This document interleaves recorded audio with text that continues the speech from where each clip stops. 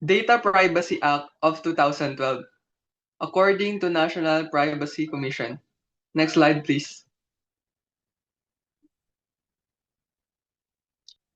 Table of content.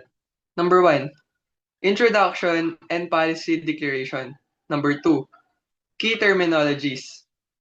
Number 3, Scope and exceptions. Number 4, National Privacy Commission or NPC. Number 5, Data processing principles and conditions. Number 6, Rights of data subjects and penalties. Next slide, please. Introduction and Policy Declaration. Republic Act Number 10173, also known as the Data Privacy Act of 2012 or DPA, protects individual personal information and communications system within both government and private sectors. So dito, recognize nito yung mahalagang role ng information and communication technology in nation building. And then, obligation niya rin is to secure yung private information. The policy, binabalance niya yung fundamental human rights or yung karapatang pangtao ng privacy of communication and with the need to ensure the free flow of information or yung malayang daloy ng impormasyon. So next slide please. Okay. Key terminologies. For number 1, data subject. Ito yung individual whose personal, sensitive personal, or privileged information is processed. Number 2, personal information. Any information na ina-identify yung individual pwedeng directly or indirectly. And number 3, sensitive personal information. Ito yung mga data ng individual race, pwedeng ethnic origin, marital status, yung edad nila, yung kulay, yung religious practices, mga affiliations, pwedeng political, or health, education, even genetics, sexual life, or government-issued identifiers like say, social security numbers. Number 4, Personal Information Controller or PIC. Ito yung the person or organization na kumokontrol ng collection, holding, processing, or use of personal information. So for number 5, Personal Information Processor or PIP. A natural or juridical person to whom a PIC may outsource data processing. So yung juridical person, hindi ito yung totoong tao. Ito yung legal or artificial na person. For example,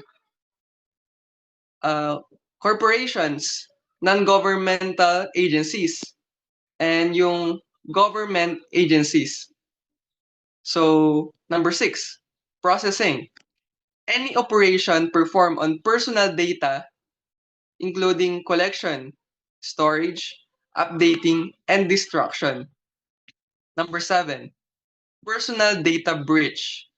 A security breach leading to accidental or unlawful destruction, loss, alteration, unauthorized disclosure of, or access to personal data.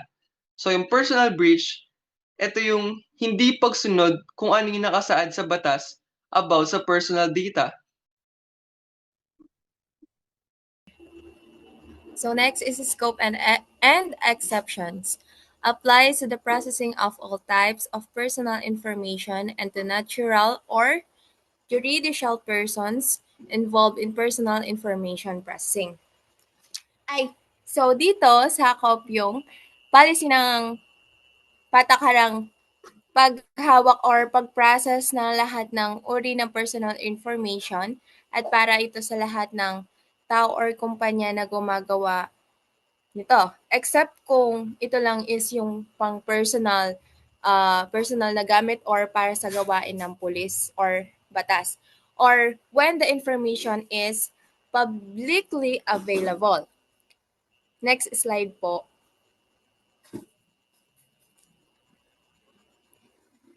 Okay.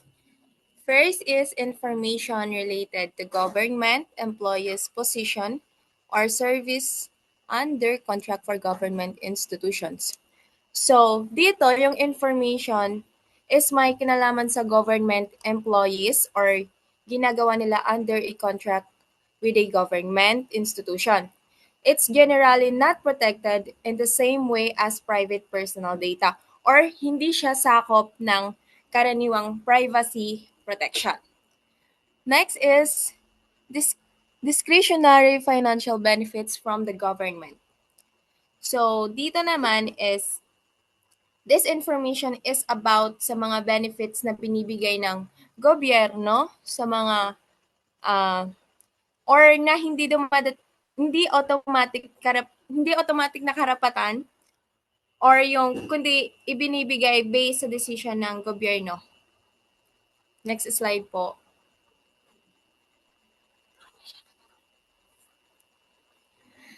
Data process for journalistic, artistic, literary, or research purposes under strict confidentiality. So dito, pinapayagan na mag-process ng personal information kung ito lang is para sa media, creative work, or research as long as it's done under tight confidentiality rules. Next is information necessary for public authority functions or anti-money laundering compliance. If the data is needed for law enforcement functions or pagsunod sa batas laban sa money laundering, maaaring gamitin yung data nang hindi dumadaan sa karaniwang privacy rules. Next po. Next is personal information originally collected from residents or foreign jurisdictions. Ayan. Kapag naman dito yung information galing sa nakatira sa ibang bansa or sa labas ng bansa, maaaring hindi ganap na local for the local may not fully apply. Next is extraterritorial applications applies if personal information about a Philippine citizen or resident is processed or if the entity has links in the Philippines. Kapag naman yung information is about sa Philippine citizens or residents, data is processed abroad or yung mga dayuhang kumpanya ay may relasyon or kaugnayan sa Pilipinas, maaaring sakop pa rin siya ng batas sa Pilipinas. Next po. So next is National Privacy Commission or NPC, independent body responsible for administering and implementing the DPA, ensures the country's compliance with international data protection standards. So basically, yung NPC, ito yung group or agency na minimake sure nila na yung Pilipinas daw sumusunod sa Data Privacy Act para ma-meet yung world standards for keeping our personal info safe. So, yung mga functions nila or yung mga ginagawa nila is to make sure na yung companies and agency is sumusunod sa mga rules nila. Sila din yung nag-iimbestiga ng mga privacy complaints para din matigil na yung mga illegal data use. And sila din yung nag-check if yung government daw o government offices sila din yung nag-check if yung mga government offices protected yung mga data nila, ganun. Sila yung tumutulong sa mga tao about sa mga privacy problems or privacy complaints nila, ganun. So, in short, yung NPC or National Privacy Commission yung trabaho nila is to make sure nga na yung mga personal information natin is safe and maayos na napapamalakad. Whether businessman yan or whether by business or sa mga government. Ganon. Yun. So, next slide po. Data processing principles and conditions. Principles. Transparency. Tell people plainly what you collect, why, how long, who you share it with, and their rights. Dito, dapat alam ng pagkukuha mo ng data na kung para saan mo ito gagamitin. Tapos is yung legitimate purpose. Dito naman, kailangan specific lang yung kukunin mong data sa kanila para hindi magkaroon ng error. Next is yung proportionality. Dito naman, yung i-collect mong data dapat is yung need lang talaga na kailangan mo para sa gagawin mong bagay. And data must be collected for specific and legitimate purposes. Dapat alam nila kung saan mo gagamitin yung makukuha mong data and hindi mo dito dapat gamitin sa ibang bagay.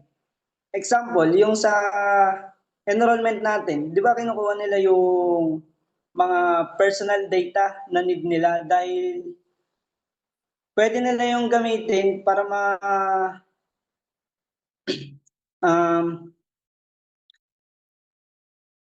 need nila yon kasi para magamit nila. Then bawal nila gamitin sa hindi nasakop ng purpose na kinuha nila. Then yung process fairly and lawfully.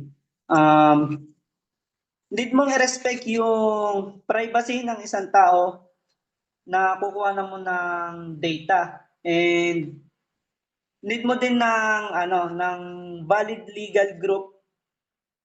legal ground like consent. Example ng consent is yung sa BPSU, Data Privacy Consent. Nakalagay doon kung paano nila ipaprocess yung data na makukuha nila. So next is yung accurate. Siyempre dapat tama yung data na makukuha mo. And yun. Next is yung relevant. Dito naman sa relevant, kung mangongolekta ka ng data, dapat yung gaya nga ng sabi ko kanina sa una, dapat yung kailangan lang talaga para sa gagawin mo. And next is yung keep up to date. Dapat regularly mong ina-update yung mga records mo para maiwasan yung pagiging outdated nito. Condition for processing information. First is consent from the subject.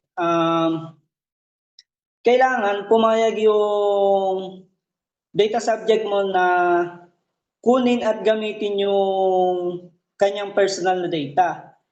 And next is yung necessity for contract fulfillment.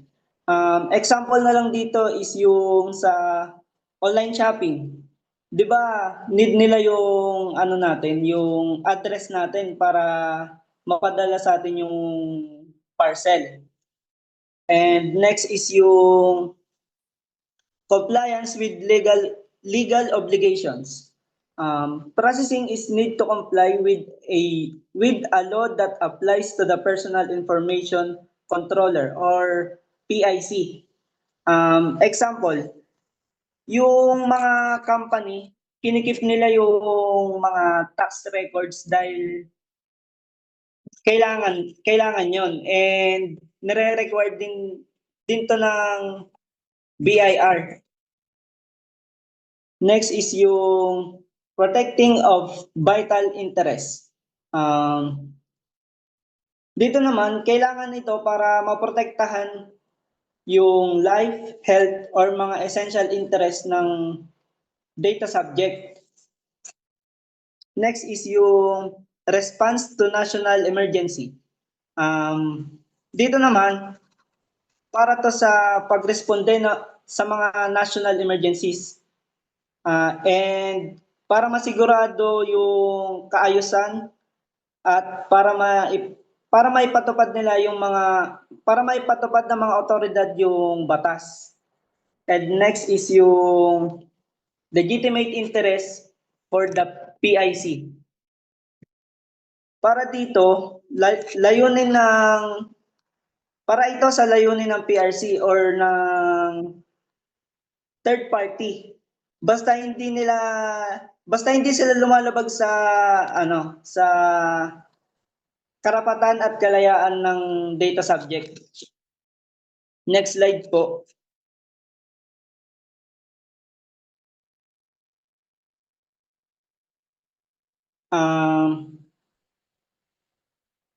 Processing sensitive personal information is generally prohibited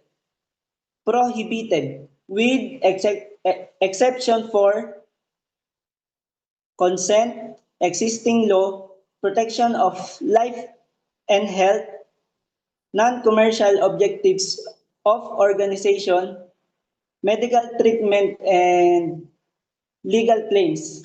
Para sa consent, gaya ng sabi ko kanina, dito dapat pumayag yung data subject na pagkukuha mo ng data na gamitin yung makukuha mong information sa kanila. And sa existing laws naman, kagaya ng sinabi ko kanina sa legal obligation na yung mga company kinikip nila yung tax record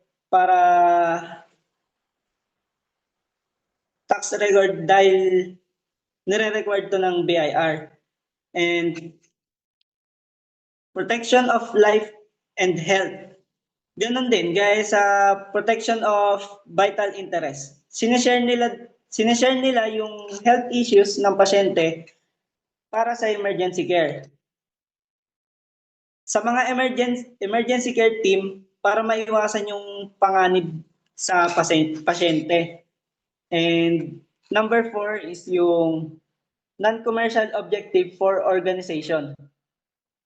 Non-profit or non-commercial groups process sensitive data for lawful, legitimate process. Example, yung isang charity, nagko-collect sila ng mga data na possible maging beneficiaries ng ginagawa nila. And next is yung medical treatment. Data is processed by healthcare professional to provide care. Example, kapag nagpapa-check up tayo, di ba? Nagbibigay tayo ng information tungkol sa mga nararamdaman natin. Then, ginagamit naman yan ng mga doctors para mabigyan tayo ng right medication. And last is legal claims. Example na lang dito yung sa mga abogado. Di ba kapag may kaso tayo, kinukuha na nila tayo ng mga info, tapos gagamitin nila yon sa korte. Yun lang po. Rights of data subjects and penalties. Right to be informed about your data processing. Before someone's collect your data, they have to tell you why. Bakit nila gagamitin? Saan nila gagamitin? Tsaka kung sino yung makakita ng data mo. For example, di ba sa paggagawa ka ng social media account, dapat ipapakita muna nila sa'yo yung privacy policy bago mo ibigay yung mga info mo, yung mga details mo. Number 2, right to access their data. You can request a copy of the personal data an organization has about you. For example, di ba pag nagbigayan na ng grades, pwede kang manghingi ng copy. May rights ka para manghingi ka ng copy. Number 3, right to dispute inaccuracies. If the information they have about you is wrong, you can request corrections. For example, pag may mali sa pangalan mo, kunwari, mali yung apelyido mo, pwede mong ipaiba yun. Number 4, right to request suspension, withdrawal, blocking, removal, and destruction of data. You can stop them from using your data, or pwede mo rin ipa-delete kung hindi na kailangan. For example, nag-resign ka na sa trabaho mo.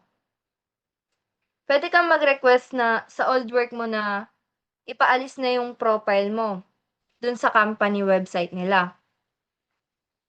Number 5, right to data portability.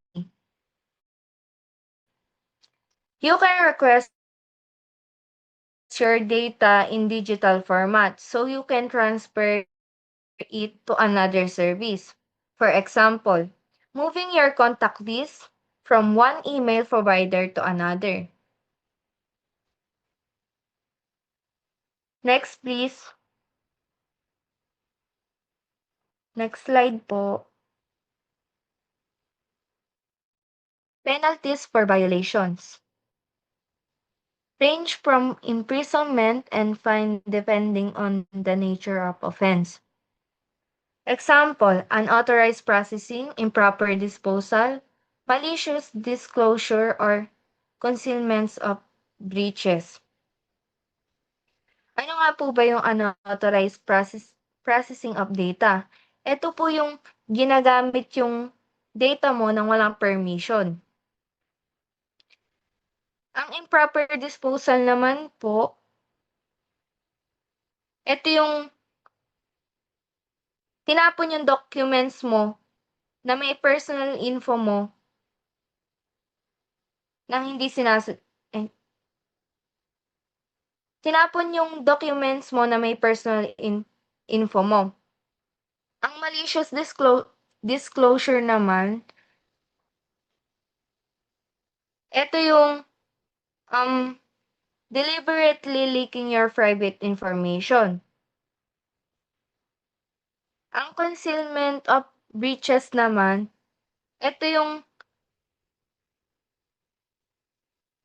hinahide nila sa'yo na yung data mo ay nanakaw or nag-leak. Liabilities can extend to responsible officer in cooperation. Public official may face disqualification from office. Sino yung mapapunish? Yung mapapunish dito, hindi lang yung tao na nag-mishandle ng data mo. Pati rin yung mga kasama na nag-leak ng data mo. Tapos, yung public official may disqualification from office.